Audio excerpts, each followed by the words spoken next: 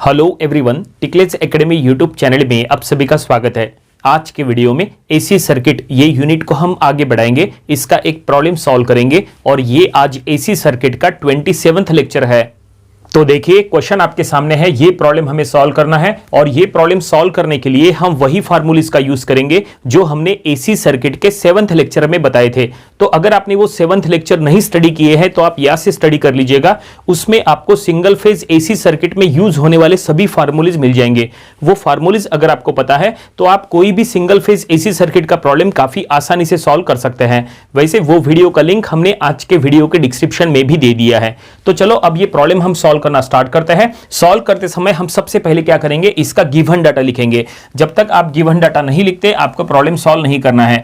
तो कोई भी प्रॉब्लम सॉल्व करते समय गिवन डाटा लिखना कंपलसरी है और गिवन डाटा में सबसे पहले आपको सर्किट का नाम लिखना चाहिए कि कौन सा सर्किट दिया है, आरएल सर्किट दिया है या आरसी सर्किट दिया है या आरएलसी सर्किट दिया है, वो आपको क्वेश्चन पढ़ के समझ में आएगा। तो देखो क्वेश्चन में कहीं पे भी सर्किट का नाम लिखा हुआ नहीं है कि ये कौन सा सर्किट है। अब ये कैसे समझ में आएगा कि ये कौन सा सर्किट है? देखो इतना तो लिखा है, N AC circuit draws a current of particular AC circuit के अक्रॉस इतना, देखो इतना वोल्टेज अप्लाई किया है, वोल्टेज की वजह से इतना करंट फ्लो हो रहा है, पावर फैक्टर इतना है, ठीक है। लेकिन ये सर्किट कौन सा है? तो देखो क्वेश्चन में क्या लिखा है, find an impedance resistance and inductive reactance. देखो क्या लिखा है, इंडक्टिव रिएक्टेंस। इसका मतलब सर्किट में रेजिस्टेंस और इंडक्टेंस है। अगर सर्किट में रेजिस्टेंस और इंडक्टेंस है इसका मतलब यह है कि ये एक आरएल सर्किट है।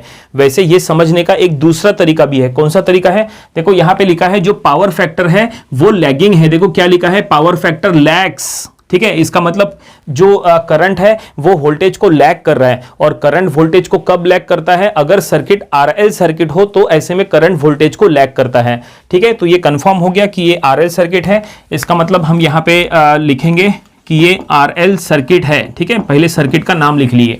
ओके, अब क्वेश्चन को पढ़ेंगे। क्वेश्चन में लिखा है N AC circuit draws a current of 0.5 ampere. देखो करंट दिया है, करंट को आई से शो करते हैं तो करंट हम लिख लेंगे 0.5 एम्पियर। आगे लिखा है एट 0.707 पीएफ, पीएफ यानी पावर फैक्टर। तो यहां पे पावर फैक्टर यानी कॉस फाई दिया हुआ है, ठीक है। पावर फैक्टर कहो या कॉस फाई कहो एक ही बात है, 0.707। लेकिन ये जो पावर फैक्टर है ये लैगिंग में है या लीडिंग में है वो आपको चेक करना पड़ेगा। तो हमने आपको पहले ही बता दिए कि जो पावर फैक्टर है वो लैगिंग पोजीशन में दिया है, तो यहां पे लिख रहा है, यहां पे हम लिख लेंगे लैग्स, ठीक है। और अब क्वेश्चन में आगे पढ़ेंगे। फ्रॉम 230 वोल्ट 50 हर्ट्ज, ठीक है, एसी सप्लाई। यहां पे वोल्टेज और फ्रीक्वेंसी दी है, तो सप्लाई वोल्टेज हम लिख लेंगे 230 volt AC and frequency that is 50 hertz की फ्रीक्वेंसी दी है, ठीक है। ओके, यहां तक आ गए। क्वेश्चन में आगे पढ़ो। आगे देखो फाइंड आउट करने के लिए कहा है, इंपीडेंस यानी Z फाइंड आउट करना है, रेजिस्टेंस यानी R फाइंड आउट करना है। तो हम ये लिखते जाएंगे। टू फाइंड की लिस्ट यहां तैयार करेंगे अलग से, ठीक है। जो हमें फाइंड आउट करना है उसकी लिस्ट अलग बनाएंगे। Z फाइंड आउट करना है इंपीडेंस, ठीक है। देन रेजिस्टेंस फाइंड आउट करना है R, ओके। और आगे लिखा है इंडक्टिव रिएक्टेंस, इंडक्टिव रिएक्टेंस यानी XL फाइंड आउट करना है, ठीक है, ये भी हो गया। और लास्ट में है power in the circuit, power find out करना है। पावर को P से शो करते हैं तो पावर भी फाइंड आउट करना है। तो ये चार डाटा जो है वो हमें फाइंड आउट करना है, ठीक है। तो चलो अब ये प्रॉब्लम फाइनली हम सॉल्व करना स्टार्ट करते हैं। सॉल्यूशन जो है वो यहाँ पे स्टार्ट होगा। देखो क्वेश्चन में कहीं पे भी यहाँ पे डायग्राम दिया हुआ नहीं है। सर्किट दिया है कि सर्किट डायग्राम दिया नहीं है। सर्किट डायग्राम ड्रॉ करना कंपलसरी नहीं है, अगर आप चाहे तो ड्रॉ कर सकते हैं, ड्रॉ करें तो कोई दिक्कत नहीं है, ठीक है। चलो यहाँ पे ड्रॉ करके बता देते हैं। आरएल सर्किट है ना, तो आरएल सर्किट है तो सर्किट कुछ ऐसा होगा जिसमें आर और एल दोनों सीरीज में हो गए। देखो सीरीज आरएल सर्किट इसको बोलते हैं। देखो ये सर्किट कुछ ऐसा हो जाएगा।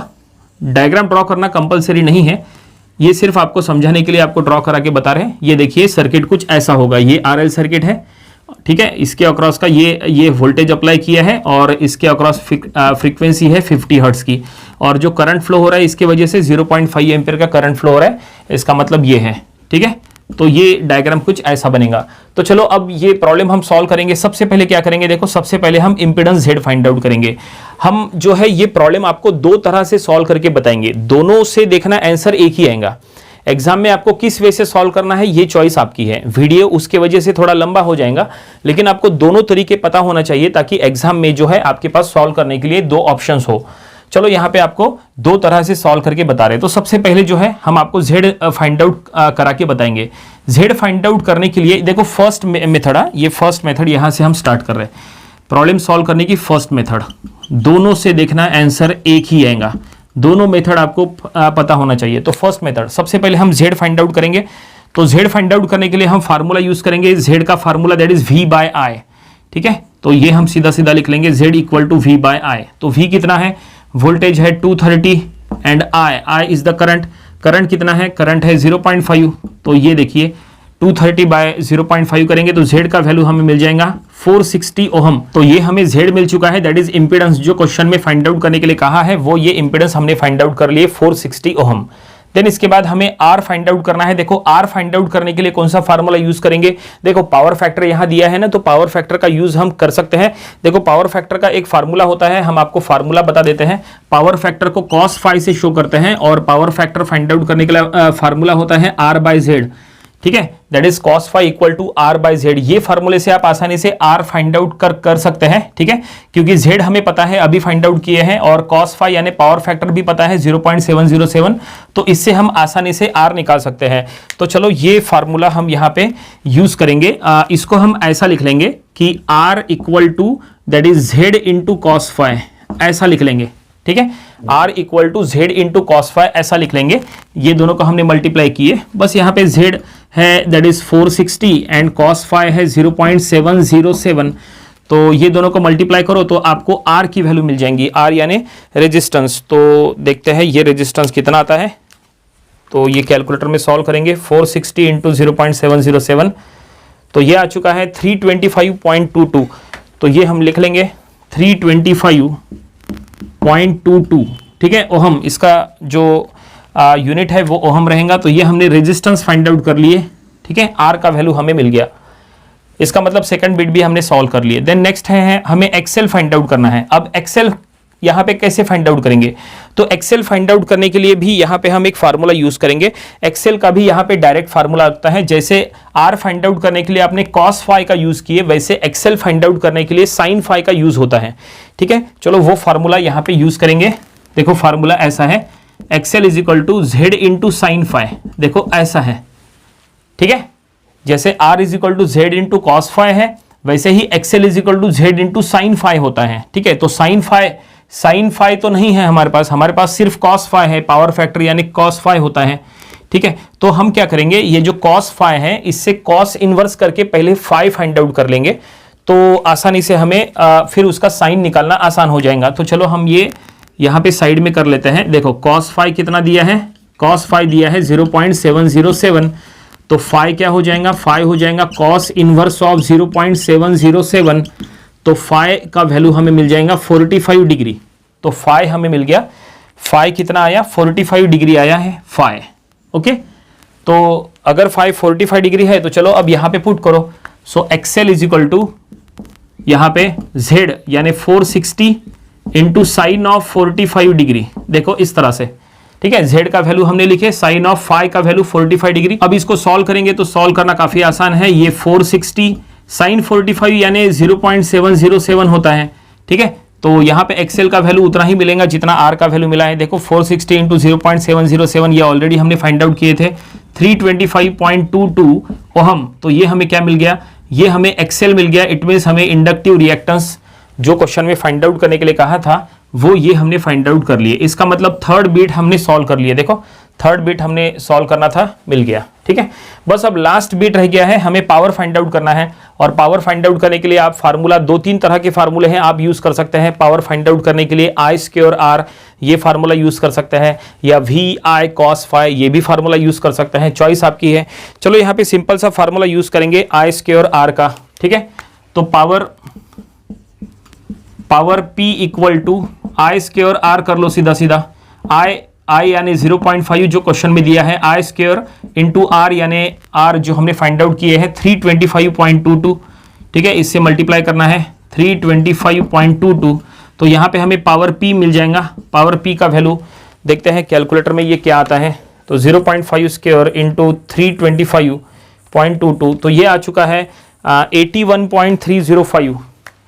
81 जस्ट अ मिनट 81 305 इसका यूनिट रहेगा वैट। तो फाइनली ये हमने क्या फाइंड आउट कर लिए, पावर फाइंड आउट कर लिए। इसका मतलब क्वेश्चन में जो कुछ भी फाइंड आउट करने के लिए कहा था वो ये हमने फाइंड आउट कर लिए, पावर भी हमें मिल गया। ये पावर आप दूसरे फार्मूले से भी निकाल सकते हैं।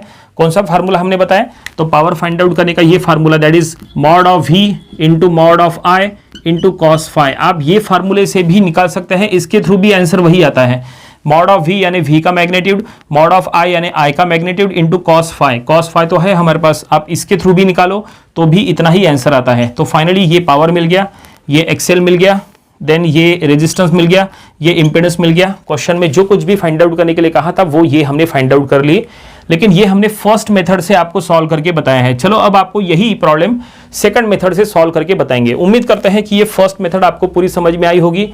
अब देखते हैं सेकंड मेथड। तो हम यहां लिखेंगे सेकंड मेथड। देखो सेकंड मेथड से कैसे आंसर निकलता है, बिल्कुल सेम टू सेम, ये भी आपको समझ में आना चाहिए सेकंड मेथड।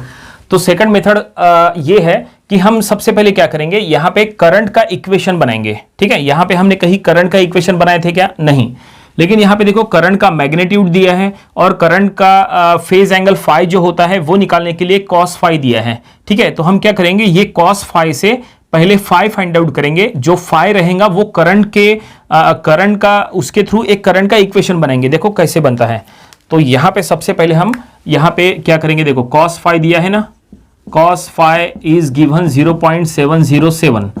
तो इससे फाई कितना मिलेगा, फाई मिलेगा 45 डिग्री। देखो हमने आपको पहले ही फाई कैसे मिलता है वो हमने बताए थे, कॉस इनवर्स करके आपको फाई मिलता है। ठीक है, ये आपको फाई मिल गया, इसका मतलब फेज एंगल फाई मिल गया, that is phase difference. Voltage और करंट के बीच में जो फेज डिफरेंस होता है वो हमें पता चल गया 45 डिग्री। अब इसका यूज करके करंट का इक्वेशन तैयार करो। तो करंट का इक्वेशन कैसे बनेगा, करंट का इक्वेशन तैयार करने के लिए 0.5 जो करंट का मैग्नीट्यूड है वो, और यहां पे फेज एंगल फाई 45 डिग्री, लेकिन ये माइनस में लिखना पड़ेगा। करंट का देखो ये हमने करंट का इक्वेशन बना लिया, that is 0.5 at an angle of -45 ampere. ये -45 क्यों दिए, क्योंकि करंट वोल्टेज को लैग कर रहा है। देखो क्वेश्चन में ही लिखा था कि करंट वोल्टेज को लैग कर रहा है, लैगिंग पोजीशन दिया था। तो ऐसे में करंट का जो एंगल है वो निगेटिव आना तय है। तो ये देखो ये हमने करंट यहाँ पे एंगल के फॉर्म में यहाँ पे तैयार कर लिए, 0.5 at an angle of -45, lagging है इसलिए माइनस। ओके, अब इसका फायदा क्या हुआ, अब इसका फायदा ये होगा कि अब हम यहां पे आसानी से Z फाइंड आउट कर सकते हैं। Z का फार्मूला क्या होता है, Z का फार्मूला जो हमने यहां पे यूज किए थे V/I, बिल्कुल वही हम यहां यूज करेंगे, V/I। ठीक है, तो V तो हमारे पास 230 वोल्ट है। अब I देखो, I हम ये वाला यूज करेंगे 0.5 एट एन एंगल ऑफ -45। देखो यहां पे हमने जो V/I किए थे उसमें I का सिर्फ मैग्नीट्यूड लिए थे 0.5, लेकिन यहां पे मैग्नीट्यूड के साथ साथ उसका फेज एंगल फाई वो भी हमने यहां ले लिए। अब इसको आपको कैलकुलेटर के कॉम्प्लेक्स मोड में सॉल्व करना है। जब आप इसको कैलकुलेटर के कॉम्प्लेक्स मोड में सॉल्व करेंगे तो देखते हैं आंसर क्या आता है। कैलकुलेटर को आपको क्या करना है, कॉम्प्लेक्स मोड में ले लेना है और इसको सॉल्व करके देखते हैं इसका आंसर क्या आएगा। हम ये लिखेंगे 230 divided by 0.5 at an angle of यहाँ पे दैट इज -45। ठीक है, और ये आंसर जो है पहले हम आपको जे के फॉर्म में आंसर निकाल के बता रहे, जो कि है 325.269। तो यहाँ पे हम लिख रहे 325.269 माइनस, यहाँ पे जस्ट मिनट, माइनस है कि प्लस है, बिल्कुल प्लस होगा, ये प्लस 325 जे हम लगा देंगे यहाँ पे 325.269, ये ओहम। देखो ये हमने Z का वैल्यू यहाँ पे फाइंड आउट कर लिए, लेकिन ये जो Z का वैल्यू है वो J के फॉर्म में है, इसका मतलब ये रेक्टेंगुलर फॉर्म में है। ठीक है, ये रेक्टेंगुलर फॉर्म में है, ये J के फॉर्म में जो आया है Z, जबकि Z यहाँ पे 460 आया था, ये J के फॉर्म में ये आंसर आया है। अगर आप इसको एंगल के फॉर्म में कन्वर्ट कर लेंगे तो फिर आपको Z का ये वैल्यू मिल जाएगा। चलो अब इसको एंगल के फॉर्म में कन्वर्ट कर लेते हैं। तो एंगल के फॉर्म में कन्वर्ट करने के लिए फिर से कैलकुलेटर में कॉम्प्लेक्स मोड का यूज करना है। कैलकुलेटर में कॉम्प्लेक्स कैलकुलेशन कैसे करना, अगर आपको वो नहीं पता तो इसके ऊपर ऑलरेडी एक स्पेशल वीडियो बनाए थे हमने, जिसमें हमने बताए थे कि ये कॉम्प्लेक्स कैलकुलेशन कैलकुलेटर में कैसे करना। वो वीडियो का लिंक भी हमने आज के वीडियो के डिस्क्रिप्शन में दे दिया है, वो वीडियो आप देखिए और कॉम्प्लेक्स कैलकुलेशन वहां से समझ लीजिए। चलो अब इसको एंगल के फॉर्म में कन्वर्ट कर लेते हैं। तो ये हम कन्वर्ट करेंगे, तो ये आ चुका है 460 at an angle of 45, exactly यही आ चुका है। तो ये हम यहाँ लिख लेंगे Z का क्या आया है 460 at an angle of 45 ohm. तो ये हमें Z मिल चुका है फाइनली, ये हमने Z फाइंड आउट कर लिए और यहाँ पे फेज एंगल फाई भी हमें मिल चुका है। ठीक है, तो इस तरह से फाइनली हमने Z फाइंड आउट कर लिए। क्वेश्चन में जो Z कहा था वो मिल गया। अब क्वेश्चन में देखो R और XL फाइंड आउट करने के लिए कहा है। अब आपको R और XL कहां से मिलेगा, तो जो Z का आपने J के फॉर्म वाला ये जो इक्वेशन बनाया है ना, इसी से आपको यहां पे R और XL का वैल्यू मिलता है, क्योंकि Z का स्टैंडर्ड फॉर्म होता है, Z का स्टैंडर्ड फॉर्म होता है R प्लस J XL, ऐसा होता है। Z का ये स्टैंडर्ड फॉर्म होता है RL सर्किट में R प्लस J XL। इसका मतलब ये जो आपने Z फाइंड आउट किए ना, ये जो आपने Z फाइंड आउट किए, इसमें ये जो टर्म है, ये वाली, ये टर्म है R और ये जो टर्म है ये है XL, R plus J XL। देखो R प्लस J XL, ये R है, ये XL है, ये R है, ये XL है। इसका मतलब यहां पे हम R और XL डायरेक्टली लिख सकते हैं। यहां पे कुछ कैलकुलेट करने की जरूरत नहीं है, यहां पे हम डायरेक्टली लिख लेंगे R is 325.269 ohm and XL is again 325.269 ohm. देखो अब सॉल्व करने में थोड़ा सा डिफरेंस हो गया तो आंसर में भी डिफरेंस आएगा। पिछले बार जो हमने सॉल्व किए थे उसमें R 325.22 था, यहाँ पे 0.269 है, तो अप्रोक्सीमेटली थोड़ा सा डिफरेंस तो रहेगा ही, 19-20 थोड़ा सा डिफरेंस रहेगा। Exactly as it is answer नहीं आते हैं, अगर आप मेथड चेंज करते हैं तो थोड़ा बहुत फर्क पड़ता है, उससे कोई फर्क नहीं पड़ता। ठीक है, आपको फुल मार्क्स दिए जाएंगे। तो फाइनली ये R और XL भी हमने फाइंड आउट कर लिए और ये R और XL हमने डायरेक्टली Z की इक्वेशन से बाहर निकाले हैं। ठीक है, तो क्वेश्चन में Z चाहिए था, R चाहिए था, XL चाहिए था, तो ये सब कुछ हमने निकाल लिए, Z निकाल लिए, R निकाल लिए, XL निकाल लिए। अब क्या बचा, अब क्वेश्चन में पावर फाइंड आउट करने के लिए कहा है, तो चलो अब पावर निकालते हैं। पावर निकालने के लिए फार्मूला ये, चलो एक काम करते हैं, दूसरा फार्मूला यूज करते हैं पावर का, जो हमने कहा था, हमने ये फार्मूले से पावर निकाले थे ना, चलो दूसरे फार्मूले से निकालते हैं। तो पावर का फार्मूला आपको पता है, थोड़ी देर पहले जो हमने बताए थे दूसरा फार्मूला, वो क्या बताए थे, mod of V mod of I into cos phi. ये फार्मूला हम यहाँ यूज करेंगे। मॉड ऑफ V यानी V का मैग्नीट्यूड वो क्या है 230, मॉड ऑफ I यानी I का मैग्नीट्यूड, तो I का मैग्नीट्यूड देखो यहाँ 0.5, ठीक है ना, तो हम यहाँ लिख लेंगे 0.5 into cos phi. Cos phi question में ही दिया है 0.707, या फिर आप यहाँ कॉस 45 ऐसा भी लिख सकते हैं, कोई दिक्कत नहीं है। बस ये कैलकुलेटर में पुट करो, आंसर बिल्कुल यही आएगा। देखते हैं सेम आएगा या अप्रोक्सीमेट आता है, वो हम चेक करेंगे। 230 इंटू 0.5 इंटू 0.707, तो ये आ चुका है, बिल्कुल करेक्ट आंसर आ चुका है। 81.305 वही आंसर आया है जो इसके पहले आया था। ये देखिए इस तरह से, और इसका यूनिट रहेगा वैट। तो फाइनली हमने ये पावर भी फाइंड आउट कर लिए। इसका मतलब क्वेश्चन में जो कुछ भी फाइंड आउट करने के लिए कहा था वो सब कुछ हमने ये सेकंड मेथड के थ्रू भी आपको सॉल्व करके बता दिए। दोनों मेथड आपको पता होना चाहिए, एग्जाम में दोनों में से कोई भी एक मेथड का यूज करेंगे तो आपको फुल मार्क्स मिलेंगे, कोई दिक्कत नहीं है। तो फाइनली प्रॉब्लम यहीं पे कंप्लीट हो गया। उम्मीद करते हैं कि ये प्रॉब्लम आपको पूरा समझ में आया होगा। ये प्रॉब्लम आपको अपनी प्रैक्टिस बुक में जरूर सॉल्व करके देख लेना चाहिए। ये था एसी सर्किट ये यूनिट का आज का लेक्चर नंबर 27। इसके पहले के लेक्चर्स में हमने इसके जितने प्रॉब्लम्स लिए थे वो भी आपको स्टडी कर लेना चाहिए, और इसके आने वाले दिनों में हम इसके और भी नंबर ऑफ प्रॉब्लम्स कवर करेंगे ताकि इसकी अच्छी खासी प्रैक्टिस हो जाए। तो मिलते हैं नेक्स्ट वीडियो में। Thank you very much.